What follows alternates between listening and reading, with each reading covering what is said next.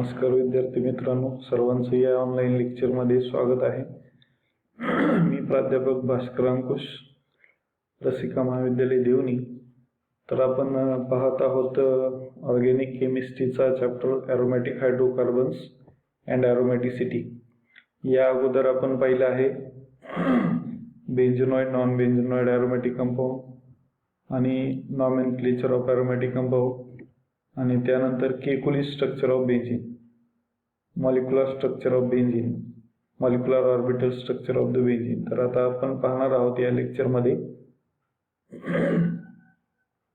aromaticity and anti-aromaticity and non-aromaticity.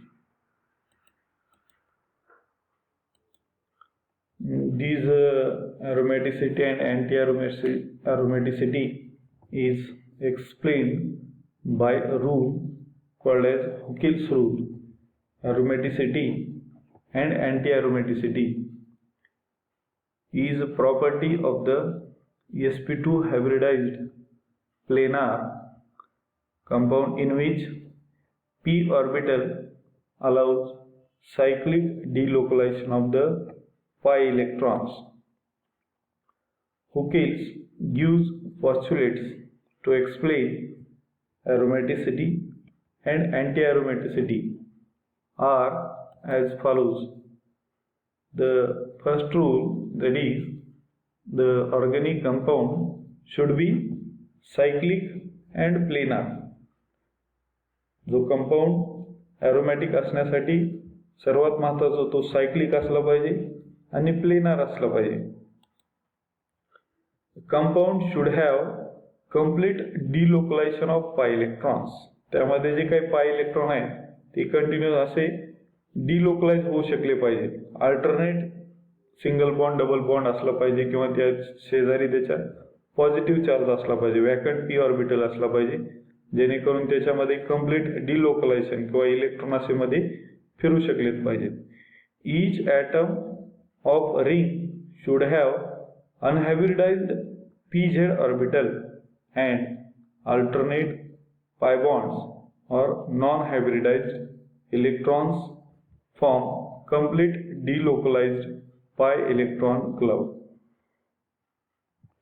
म्हणजे डिलोकलायझेशन कशामुळे होते? पाय इलेक्ट्रॉन. आणि पाय बॉन्ड कशामुळे तयार होतो? अनहायब्रिडाइज्ड ऑर्बिटलमुळे. जे पी आधी तर कार्बनचा pzच ऑर्बिटल असतो, जो की अनहायब्रिडाइज्ड ऑर्बिटल असतो, आणि ते pz अनहायब्रिडाइज्ड ऑर्बिटल ओव्हरलॅप झाल्याच्या नंतर पाय बॉन्ड तयार होतो. त्याचं डिलोकलायझेशन झालं पाहिजे. Now the third rule, if the compound possesses 4n+2 pi electrons where this n may be any integer number, that is 0, 1, 2, 3, 4, 5 etc. the resulting number, म्हणजे या जे काही याचं इलेक्ट्रॉन असणार त्याचे नंबर किती असले पाहिजे त्याच्यात? 2, 6, 10, 14, 18, 22 etc. are called as magic numbers. If magic number is followed by the compound is aromatic. सर्वात महत्त्वाचं आता हे 3 रूल आहेत. ॲरोमॅटिक असण्यासाठी तो कंपाऊंड सायक्लिक असला पाहिजे, प्लेनार असलं पाहिजे, आणि त्यामध्ये कंप्लीट डिलोकलायझेशन असले पाहिजे, आणि त्यामध्ये जे काही टोटल इलेक्ट्रॉन आहेत पाय इलेक्ट्रॉन ते एवढे असले पाहिजे, 2 किंवा 6 किंवा 10 किंवा 14, 18, 22. म्हणजे ज्याच्यामधून -2 केल्याच्या नंतर त्याला 4 न भाग गेला पाहिजे. आता हे 10 आहे, त्याच्यातून -2 केले का 8 राहतात, भागिले 4 म्हणजे 4 दुनी 8. अशा प्रकारे म्हणजेच असे जर एवढे इलेक्ट्रॉन असतील 2, 6, 10, 14, 18, 22, तर तो 4n+2 हुकेल्स रूल ऑफ ॲरोमॅटिसिटी हा तो कंपाऊंड फॉलो करेल, आणि मग याच्यावरून कॅल्क्युलेट केल्यास n ची व्हॅल्यू येईल, मग तो कंपाऊंड ॲरोमॅटिक असेल. For anti-aromaticity, if compound possesses 4n pi electrons where n म्हणजे 1, 2, 3 म्हणजे 4च्या पटीमध्ये असेल, 4 1 4, 4 2 8, 4 12, 4 4 16, 4 5 20 असा, तर त्याला म्हणायचं anti aromatic compound. The compound possesses 4n pi electrons where n may be 0, 1, 2, 3, 4, 5 etc. The resulting number will be 4. म्हणजे पण इथं 1 ठेवलं तर काय होईल, किंवा 1 ठेवलं तर काय असेल 4, 2 ठेवलं तर 8, अशा पद्धतीने 4च्या पटीमध्ये इलेक्ट्रॉन असतील त्याच्याकडे, तर तो अँटी अरोमॅटिक कंपाऊंड असेल. If above magic number match then compound is anti aromatic. Non aromatic means when two pi bonds are separated by sp3 hybridized carbon the compound is non aromatic. म्हणजे sp3 असतील तर pi bond delocalise होण्यासाठी जागाच नसेल किंवा डिलोकलायझेशन त्यामध्ये शक्य नाही. वरील जे 3 कंडिशन आहेत, सर्वात महत्वाच्या 3 कंडिशन, तो सायक्लिक असलं पाहिजे, प्लेनार असलं पाहिजे आणि त्यामध्ये पाय इलेक्ट्रॉनचं डिलोकलायझेशन, कंप्लीट डिलोकलायझेशन झालं पाहिजे. यापैकी एकही कंडिशन जर नसेल, सायक्लिक नसेल, मग तर विषयच नाही, किंवा प्लेनार नसेल, किंवा सायक्लिक आहे, प्लेनार आहे, पाय इलेक्ट्रॉन आहेत, पण ते 2 पाय इलेक्ट्रॉनच्या मध्ये एक sp3 हायब्रिडाइज्ड कार्बन आहे, तर तो नॉन अरोमॅटिक कंपाऊंड असेल. फॉर एक्झाम्पल, तर आपण एक्झाम्पल घेऊ आता इथं बेन्झीन. तर यामध्ये किती पाय बॉन्ड आहेत? 2, 2, 4 आणि 2, 6. आता हे इलेक्ट्रॉन 4च्या पटीत आहेत का? 4 किंवा 4 2 8. 3 बॉन्ड म्हणजे 3 2 6 इलेक्ट्रॉन झाले. म्हणजे इथं बसतात काही 6 आहेत का? इथं नाही.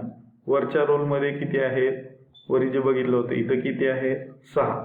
तर हे कंपाऊंड 6 इलेक्ट्रॉन आहेत म्हणजे अरोमॅटिसिटीच्या रोल मध्ये येऊ शकते. इथंच लगेच कळतं आपल्याला. त्यानंतर याचं सायक्लिक आहे, प्लेनार आहे आणि फुल्ली कॉन्जुगेशन. हे इलेक्ट्रॉन इथं गेले तर हे पुढे जाऊ शकतं, हे पुढे गेले की हे पुढे जाऊ. There is this compound is cyclic, it is planar, and there is complete delocalization of pi electron is possible in this benzene. According to this rule, by applying the Huckel's rule to the benzene having 6 pi electrons, that is 4n plus 2 equal to 6 pi electron. या रोलच्या पुढे काय करायचं? Electron किती आहेत? 6 pi electron in benzene.